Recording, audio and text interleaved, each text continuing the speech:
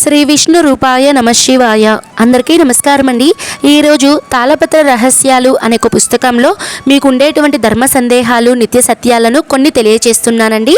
మొదటి సందేహం వచ్చేసి, నేల మీద పడిన పూలను పూజకు ఉపయోగించకూడదా అన్నదానికి సమాధానం ఇప్పుడు తెలియచేస్తాను.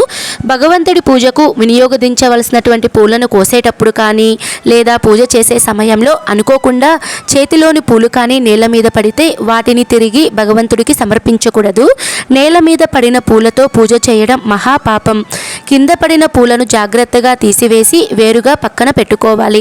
వాటిని భగవంతుడికి వినియోగించే పూలలో కలపకుండా పక్కన పెట్టుకోవాలి. నేల మీద పడినటువంటి ఏదైనా అది భూమాతకే చెందుతుంది కనుక మరలా వాటిని పూజకు వినియోగించకూడదు. పారిజాత పువ్వులు కిందనే పడతాయి, వీటికి ఆ నియమం అనేది వర్తించదు. ఇదని మొదటి ధర్మ సందేహానికి సమాధానం. ఇప్పుడు రెండవ ధర్మ సందేహాన్ని తెలియచేస్తాను. పూజకు వినియోగించిన పూలను మరుసటి రోజు ఏం చేయాలి అన్న సందేహం చాలా మందిలో ఉంటుందండి. దీనికి సమాధానం, పూజకు వినియోగించిన పూలను మరుసటి రోజు తీసివేసి పూజా మందిరాన్ని శుభ్రపరిచి యథావిధిగా పూజ అనేది చేసుకోవచ్చును.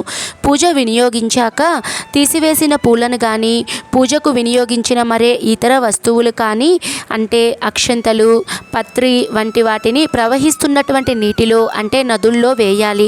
పట్టణాల్లో నదులకు దూరంగా ఉండేవాళ్ళు వాటిని ఒక డబ్బాలో విడిగా కొన్ని రోజులు అలా ఉంచితే అది ఎరువుగా తయారవుతుంది. దానిని పూల మొక్కలకు ఎరువుగా భూమిలో వేసుకోవచ్చును. ఇదండి రెండవ ధర్మ సందేహానికి సమాధానాలు. మరిన్ని ముఖ్యమైనటువంటి ధర్మ సందేహాలు అనేటివి నేను మీకు తర్వాత రానున్నటువంటి వీడియోస్లో అప్లోడ్ చేస్తాను.